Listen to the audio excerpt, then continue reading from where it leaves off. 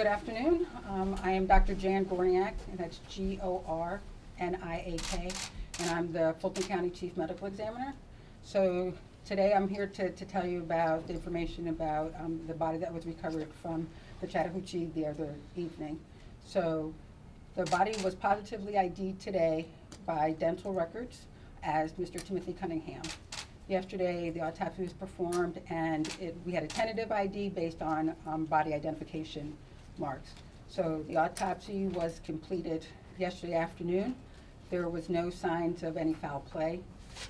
Right now, the preliminary cause of death is drowning, but since the investigation is still open, we do not have a manner of death as whether it's an accident, suicide, or anything other than that. I am Chief Byron Kennedy, First Deputy Chief of Atlanta Fire Rescue, second in command. Real quickly, I have a couple of individuals here who are from one of our specialized units. That specialized unit is what we refer to as a swift water rescue team. It's also a dive team as well. Those individuals were deployed to the incident. One of the great things about what we try to do on a daily basis or a weekly basis or monthly basis is by getting our personnel, Atlanta Fire Rescue Department as well as Atlanta Police Department, working together closely, training together just for incidents such as this. I'm going to call up next Sergeant Stafford as well as Sergeant Hofstetter as well. Both of those individuals were on the scene as this took place. Thank you, Chief. Could you both spell your names so we have them on the video? Go ahead. Absolutely. Sergeant Cortez Stafford, Atlanta Fire Department, Public Information Officer, Cortez Stafford.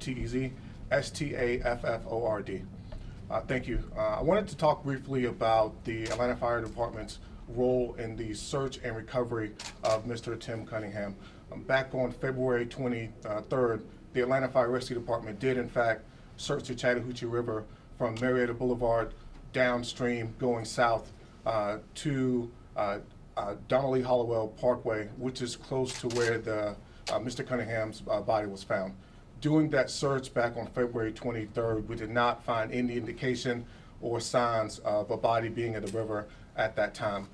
We did a very thorough search along the riverbanks, both sides of the riverbanks, upstream and downstream, and did not encounter any indication that we discovered a body there. This past Tuesday, we were called out to that same area along Donnelly Hollowell and the Chattahoochee River area for the recovery of a body, and did in fact recover a body from that scene. It was very difficult terrain, very difficult to access the location where Mr. Cunningham was found. It was in a remote area that's not easily accessible by walking trails, by vehicle, or by people just being around there.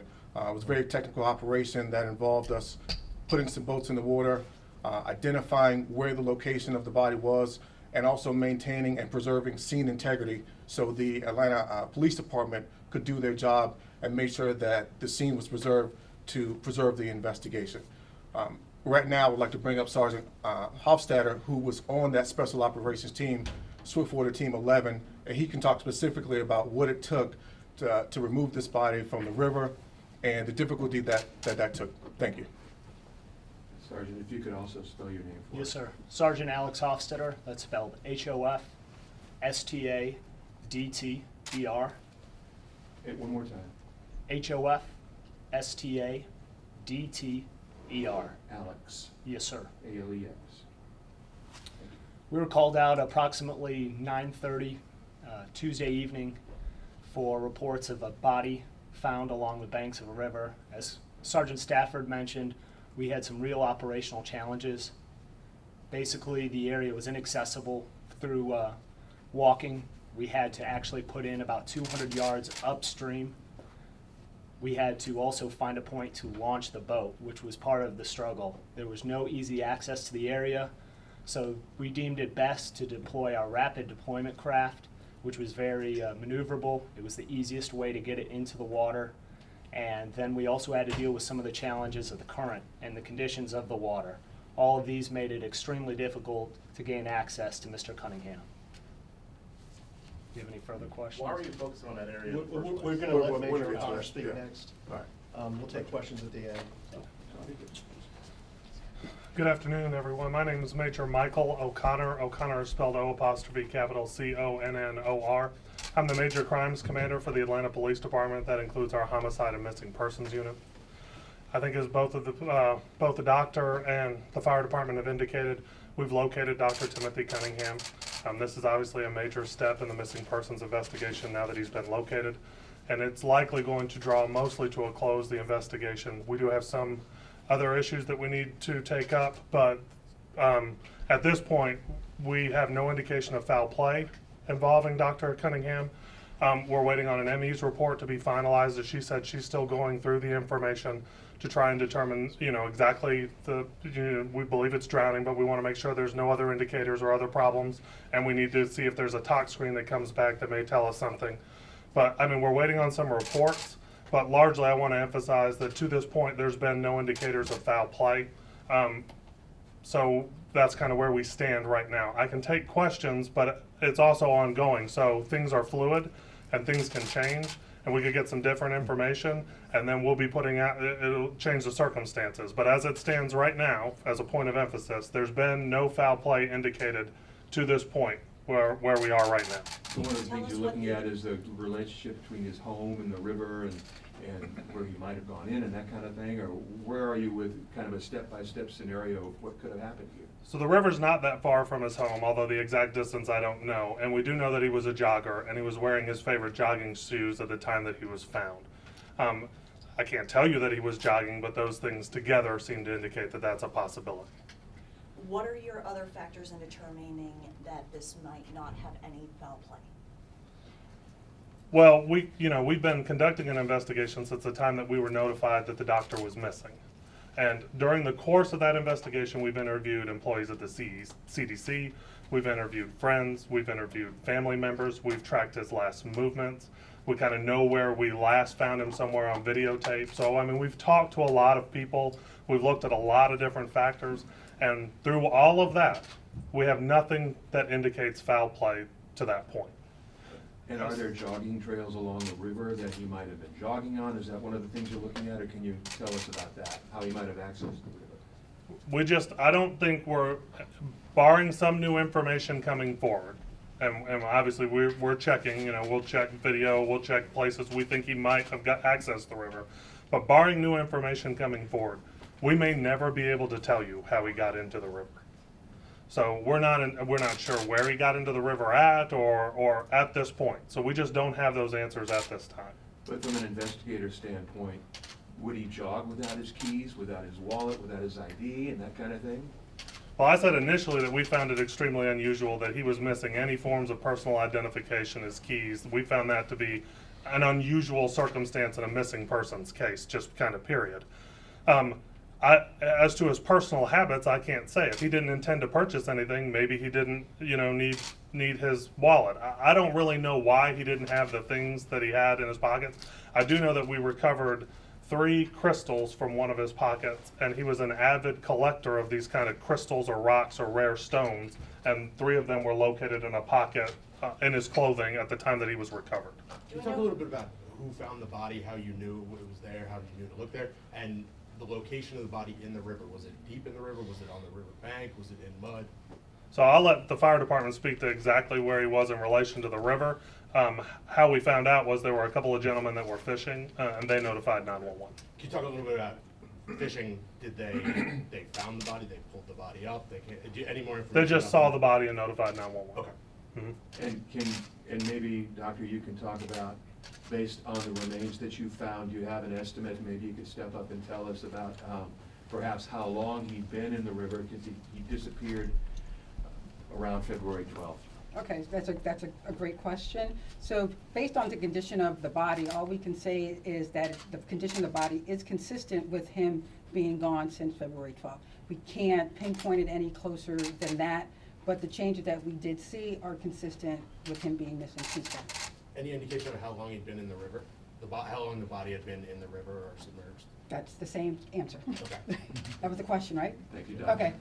And what initially would indicate that he died from drowning, according to. Okay, that you know, when we do autopsies and bodies come out of the water, that's on our differential, what can be the cause. So the cause of death and drowning is exclusion, so we exclude everything else. So based on the autopsy, there's nothing else. There's no other trauma on the body that would indicate it'd be anything other than that. So at this time, until we finish getting our tests back and doing our other investigation, it's possible that it's probably more a drowning than anything else. You said there's no trauma, but is there any scars or anything that you've noticed on the body that maybe raise the eyebrow? No. When a body's deteriorated like that, does that add a little more difficulty, or do you have to then, like you said, you have additional testing? What do those additional tests go beyond what you feel is the actual cause of death to try to discover in case something else was the issue? Okay, so based on the circumstances, and like we've been saying, the investigation is ongoing, so until we have more background information, all we have is the body. So decomposed bodies are more difficult to examine, but that's our job. So we can tell post-mortem, after death, anti-mortem, before death type injuries. So by looking at the body, we can tell and distinguish those type of injuries, which there were none.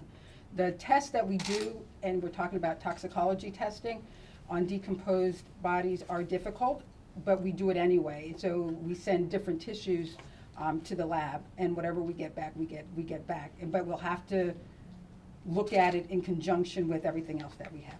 I guess a question, in this case, say this guy, I hate hypothetical, let's say he had a heart attack and then he fell in and then he drowned. Is there a way for you to discover that through the discovery of the organs? I'm just curious of how you look Correct. beyond that. Yes, so, and that would still be a drowning, right? But we don't get into why. Our job is to determine cause and manner and not why. So, but yes, when we do autopsies, we can sometimes see evidence of natural diseases. And in this autopsy, there was no evidence of there was no other natural disease present. So technically, besides being decomposed, it was an unremarkable autopsy. Major, if I could ask you a follow-up question. You have, as part of your investigation, certainly gone through his life and his habits and his friends very thoroughly. What unanswered questions do you still have that you need to answer before you can close this case? That's a good question. We don't really, I think that we feel like we are on really solid footing with everyone. We've talked to everyone we believe that was in his life, that was part of his life, that he worked with, that he was related to, or that he was friends with. I think we've interviewed all of the people, and we feel like we're comfortable with all of the people that we've interviewed, and that we've obtained the relevant information from those parties. So I don't think that we feel like we're missing someone and we need to talk to that person to bring this to closure. I think we felt like we've talked to pretty much everyone of importance in the doctor's life. And so at this stage, we're waiting on some information from the medical examiner's office, or if someone were to bring new information to us that was relevant, then we would obviously look at that. But absent those circumstances, this case will likely close fairly soon. I mean, by fairly soon, within a month or so from being an active investigation. So just to be clear, you do not expect any foul play in this scenario? I want to be real careful how we talk about that. So we have no indications to this point that there is any foul play. And so far, nobody has indicated to us that there was any situation in the doctor's life that might have resulted in foul play being a contributing factor. So at this time, we're not expecting that information, but we're open to the idea that somebody could come forth with some information that we have not previously been privy to up to this point. How are you doing with this investigation? You've worked on this case now for almost 2 months, solid. You've dealt with family, you've dealt with friends, people who miss him, people who are grieving and want answers. How do you deal with that? How are they doing? Well, the detective that handles that directly handled the case and the supervisor that was directly involved have several years of experience in the unit. So, you know, they're sharp people, and we feel really confident that they've done a really good job. There's been a lot of people that looked at the case. I mean, it's not been held by 2 people. A lot of people in the office have gone over the information. We've obviously looked at all of the information. Both of them seem to be doing really well. So I don't have any concerns when it comes to the people that have handled the investigation. I think that we've really done a solid job with this case. But in terms from the family's standpoint, it's gotta be difficult news that you have to deliver one way or the other to them. Actually, unfortunately, the medical examiner's office was who delivered that news. Now, we have talked to the family since that time, and yes, like anyone who has lost an immediate family member, they are upset. For the fire search and rescue, can you talk a little bit about how the body was when you found it, where it was located? Was it fully submerged? Was it on the bank of the river? Any details? So the body was found along the bank of the river. I believe it was the western shore of the river going downstream. And it was found face up. It was stuck in a lot of mud as well. And it looks like it had been there in that position for a little while. I say a little while, meaning stuck in that position. And so what happened was when we do a search along the river, and we were called out to that scene, we couldn't just go in right there along the shore. It was along the shore, and we had access along a trail to get down there, but we could not access it from the bank to recover it safely so they can continue the investigation without disturbing the body as much. So the best point of action was to go further upstream, as Sergeant Hofstadter talked about, to put the body in a bag and move it further downstream, in which case we used one of our tower trucks and a rope system to then bring the body up to the bridge so we could recover it. So is just to be it clear, accurate to when say it's that the found- body might have been there the first time you searched, but because it was remotely located, that maybe that's why you didn't see it the first time, or do you know? We don't know. When we searched the first time, there was no indication that the body was there. And in similar cases that we've seen, our guys have been out there before on different searches. This is what our unit does. They're a very specialized unit and highly trained to do this. And they did a thorough search and did not see any indication of the body being there at that time. Just because the body was not in water, it was not submerged in water, it was in mud. It was in water, but it was surrounded by Oh, mud. okay. It floats. From your experience in that area, what does the maybe rise and fall based on the rainfall in that area? Is it possible that it could have been covered at that time when you searched, or do you have a recollection of what it was like then condition-wise versus when you actually discovered it or the fishermen came across it? It's a little difficult to tell if the body was there when we searched or not. As I said, the tide, the river level does rise and fall along with rainfall and currents that may come down the river from its point of origin. So there's no way to tell. It could have been there, moved from a different point, hours before, days before. There's just no way to tell due to the rise and fall of the river. So Major, if you could sum up then, I think you've already sort of answered this, but just to be clear, what's next for you and where do you go from here? So we'll do a review of the case file. We'll make sure that we've talked to all the relevant people. We'll just double check everything. We're gonna wait on the Emmy's report, the finalized version of the report. As she indicated, there's still some items to do. And then we'll see if any new tips come in. We tend to get a lot of tips directly after a media event like this.